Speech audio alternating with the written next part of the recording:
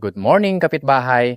Meron pa tayo ditong isang bank foreclose ng BDO dito sa KS16 at malapit lang ito sa park, no? Kung makikita nyo po itong corner lot, yung katabi ng unit, tapos diyan pagliko natin diyan, nandiyan lang po yung park. At isa sa maganda dito kasi yung katapat ng bahay, yan, open space po, no? Although meron kang katapat dito sa kabilang side, pero pag doon ka nakatingin, open space siya. Yun ang maganda sa unit na to. Ito po ay BDO foreclose as is where is. May tiles na yung baba, meron ng tiles ang taas.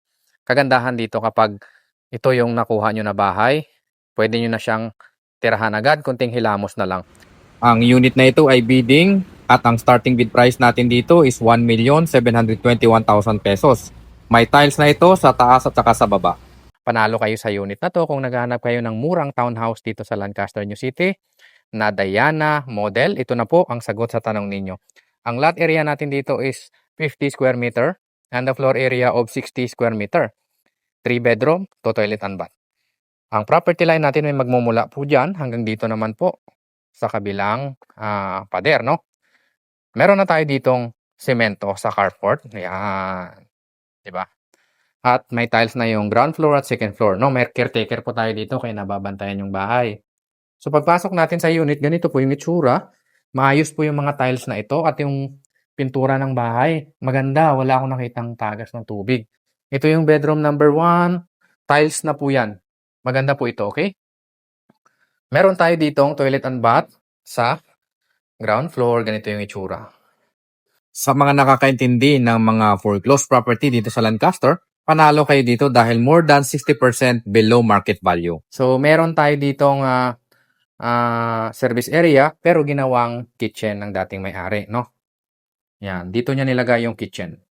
Meron na rin cabinet, 'di ba? Ayos yung unit na to. Maganda pa. Dito yung magiging dining set ninyo. At saka yung tiles intact pa lahat, okay? Pag-akit naman natin sa second floor, yung hagdanan natin, semento rin at saka may tiles na rin. Pagdating natin dito sa second floor, yeah, naka-tiles na po yung mga kwarto. Hilamos na lang ng pintura yung gagawin nyo dito. Since as is ito, hilamusan nyo na lang. Okay? So itong bedroom number 2 dito sa second floor, kasyang-kasya dito ang king or queen size na kama. Maluwag po ito. At ito naman yung pinaka-master bedroom. Yan. Maayos pa yung unit na to. Wala akong nakitang tagas ng tubig sa unit na to. Meron ding cabinet. Yeah. So, hilamusan nyo na lang, pagandahin nyo na lang kung sakali. Okay? Meron tayo ditong toilet and bath sa second floor. Ayan. Diba? Maayos pa. Hilamos lang talaga yung gagawin nyo dito.